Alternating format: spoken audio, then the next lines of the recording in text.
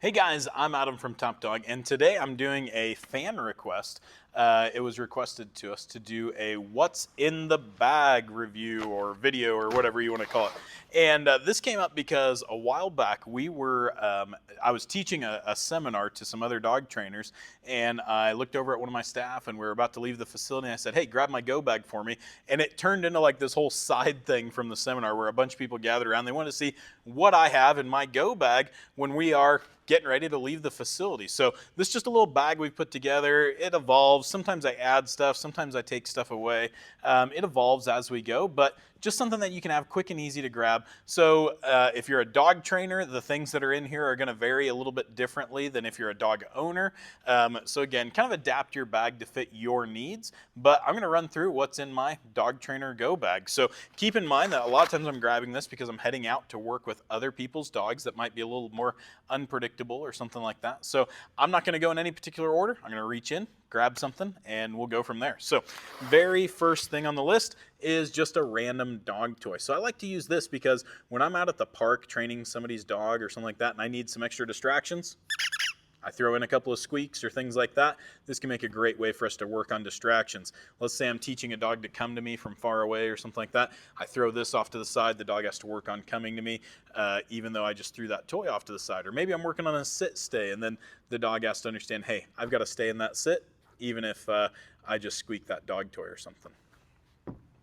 Next, we've got some Clorox wipes. This is a really important one for me because when I'm out about training a dog, let's say we're going into one of our dog-friendly stores near us. We've got a lot in our area, Lowe's, Tractor Supply, something like that.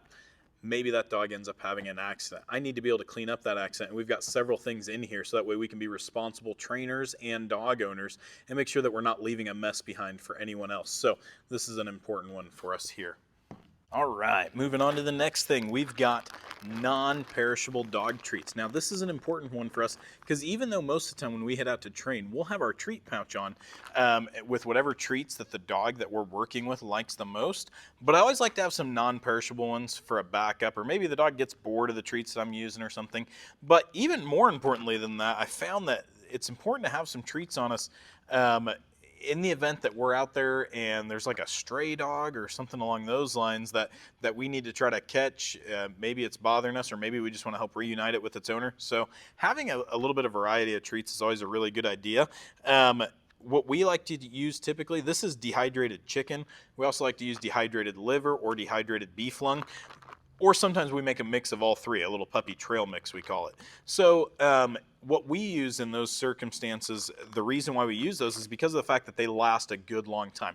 These right here could sit in my go bag for 6 months and they're still going to be good to go. They're not going to get nasty or anything like that. So having some non-perishable treats. Also, I'm kind of a forgetful dude, so I head out and I might accidentally forget to grab my normal treat pouch or something. So again, it's just great to have a quick backup in there that's always ready for us when we need it. Next, we've got, back over to the cleanup side of things. We talked about the Clorox wipes. This is puppy pads. The thing that I love about puppy pads is that there's not much that's more absorbent than puppy pads. These are for folks that are house training their puppy and typically use these for cleaning up dog messes.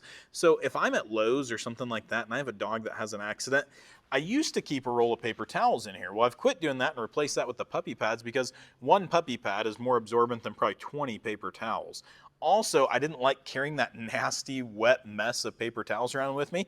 Puppy pads are waterproof on one side, so I'll open it up, put it face side down on the accident, clean it up as much as I can, then hit it with the Clorox wipes, and then I take all that mess and just kind of bag it up in the puppy pad, and then I've got something that's not gross to hold on to, and I can get that to the nearest trash disposal, and we'll be good to go at that point. So again, puppy pads. This was probably the one that was the biggest, like, oh yeah moment when I was showing this to a whole group of other trainers at a seminar. We're sitting there at a seminar, and I pull these out and explain why I've got them, and all of a sudden every other trainer is like, oh, adding those to the bag. So again, this is a really great one to have if you take your dog a lot of places in public, because hey, even a really well-trained dog sometimes has an upset stomach or an accident happens.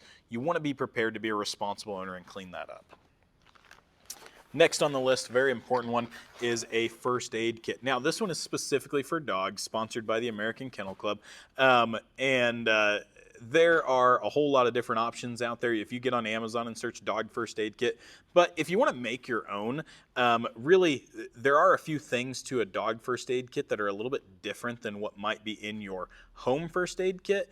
And so we do encourage you to make one that's kind of dog specific. But if you want to make your own, we've got a blog that we talk about on our website, topdogtexas.com. If you go to our blog, I think I wrote it like 5 or 6 years ago, the one that talks about putting together a first aid kit. So get in there, check that out. And like I said, there are a few specific things that you might want to add, such as hydrogen peroxide, tick removers, things like that that are going to help you out a little bit more versus what you might have in your normal first aid kit. All right, next we've got, reaching into the bag, feeling like a magician, we've got a long line. Now, a long line is simply a really long leash. Now, we've got ours in our bag basically crocheted together. Now what that does is it prevents it from getting tangled up with everything else in our bag. But a long line is really imperative to training if you want to start working on long distance commands with your dog, or if you're at the park and you've got local leash laws and stuff, you want to work on a sit stay, but you want to be able to get 20 feet away from your dog. A long line allows you to do that while still being within the leash laws and stuff.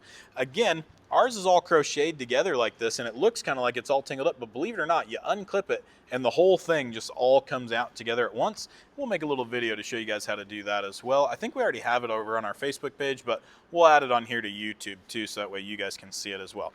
Again, long line, super important if you're doing a lot of training with your dog, and a great way to store it in your bag is to kind of crochet it together there. Some people call it daisy chaining as well. If you know an electrician in your family or something, if you ask them how to daisy chain an extension cord, they can probably teach you how to do that with a long line too. Next up, what do we got? I'm gonna reach in further.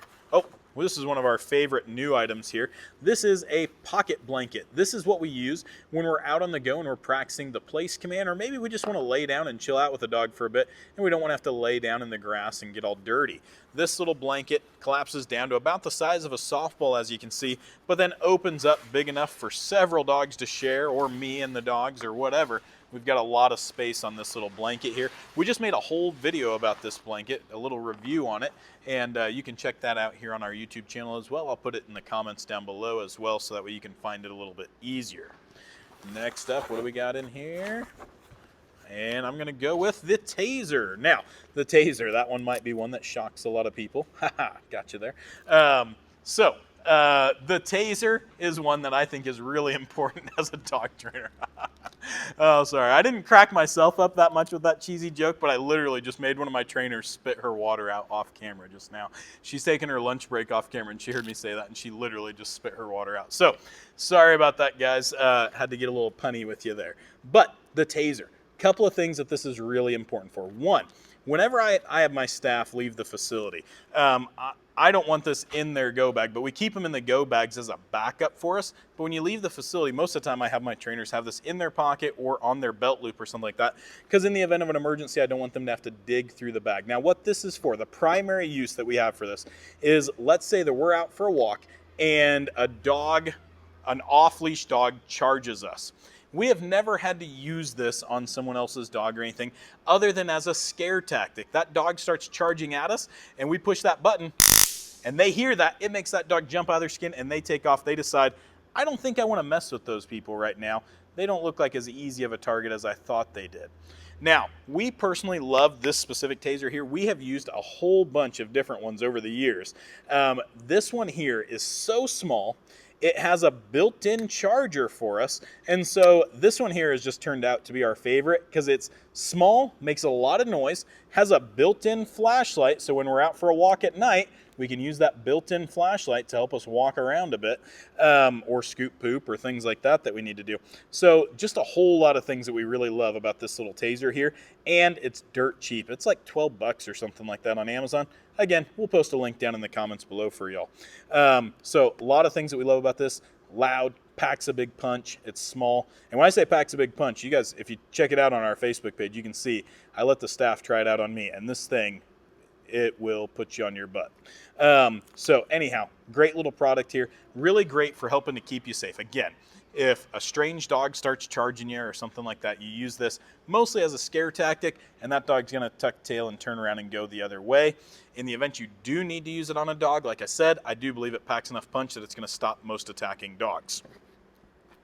Next on the list, what do we got here?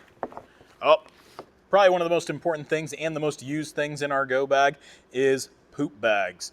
Whether you're a dog trainer or just a dog owner, everybody should be carrying poop bags when they go. Be responsible pet owners. I know a lot of people say, oh, animals poop out in the parks and stuff.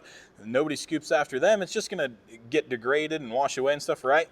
Well, unfortunately, that's wrong. Dog poop has a whole lot of preservatives and stuff in it from the food that they're eating. So, unless you're feeding a 100% preservative-free dog food or something like that, you don't have any excuse. You need to be scooping up that poop. And even if you are, make sure you pick it up anyway. Nobody wants to step in that. The park is there for everybody to enjoy. So be a responsible dog owner. Always carry those poop bags. If you're a dog trainer, this is one that doesn't apply near as much to the dog owners. But if you're a dog trainer, always carry some business cards.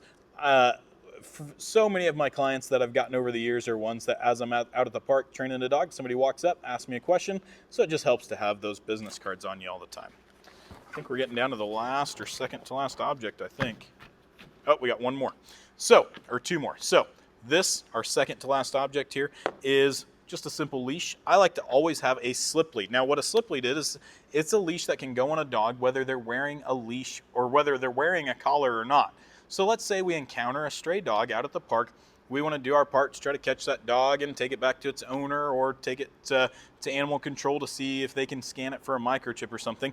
Having a slip lead on us is super helpful because it'll be able to go on any dog, whether they're wearing a collar or not. A slip lead works different than a regular leash. A regular leash is going to clip onto the collar. The slip lead just goes over the dog's head, and then we can slide this little stopper down so it can't fall off. And there you go. You've got a dog on a leash there. Now, I don't recommend catching stray dogs for most of y'all out there, but as dog trainers, we oftentimes feel it's our responsibility to help out when we can. So when we're at the park and there's a loose dog, we have definitely lost track of how many dogs we've helped reunite with their owners over the years, and having a slip lead on us helped out with that immensely. And this is, I believe, last item in here, and this is a simple carabiner. Now this little carabiner here, again, one of our most used but oftentimes unthought of things if you haven't been using a carabiner for anything in the past. What a carabiner does for us is it allows us to be able to back tie the dog. So let's say I'm at the park working with a dog and all of a sudden I've got to use the restroom. Well, if I've got a carabiner, what I can do is clip that onto the handle of the leash, attach this to a fence, go around a fence post, go around the leg of a table or anything like that, and I can go use the restroom. There are a lot of times when you might want to back tie a dog. For example, maybe not just the restroom, maybe you want to practice sit stays with the dog and you want to get further away or something. You could back tie the dog to a picnic table or something while you get 15 or 20 feet away and you don't quite trust the dog 100%. This is a great way for you to still have a backup safety there. So again, a little simple carabiner like this. One of the things I love about this carabiner is that it's very small and lightweight, but it's rated for about 3,000 pounds if I remember correctly. So most dogs are not going to bend or break this thing if they do see that squirrel or something like that and decide to make a run for it. So again, this is just a quick way for you to have a nice, simple safety backup. Another thing we'll use this for is when we start getting a dog to the point that they can do hands-free walking and they're learning to heel politely with us, we'll clip this onto our belt loop or something so that the dog can stay beside us and still stay connected to us, but we can go hands-free with them there. So again, whole bunch of uses. We could make a whole nother video talking about the usages of a carabiner in dog training, but just another thing that we've got in our go bag. We hope this helps you guys out. Again, there are so many things. Comment down below. Let us know what you have in your go bag or what you think we need to add to ours, because like I said, this has changed and evolved over the years. Oh, I just remembered one thing that's not in here right now because it sprung a leak last time we were using it, so I need to get a new one. A collapsible water bowl. So that's another thing that you might want to add to your go bag as well. Collapsible water bowl. I totally forgot that that's normally in here, but ours sprung a leak. So again, that's something you might add to yours, but everybody's is going to be a little bit different depending on your needs, depending on your dog, depending on if you're a pet owner or a dog trainer, but we think it's a great idea just to have a go bag. Again, a lot of this stuff is stuff you can put together pretty cheap using your extras or your spare stuff that you already have, and so that way you can just save yourself some time. You can just grab it and head to the park or head to Lowe's and go out on a training adventure, and the quicker and more efficient you are, the more training adventures you can go on. So anyway, I'm Adam from Top Dog. Thanks guys so much for watching. Hope you enjoyed. Again, comment down below. Let me know what you're going to add to your go bag or what you think we need to add to ours, and we'll catch you next time.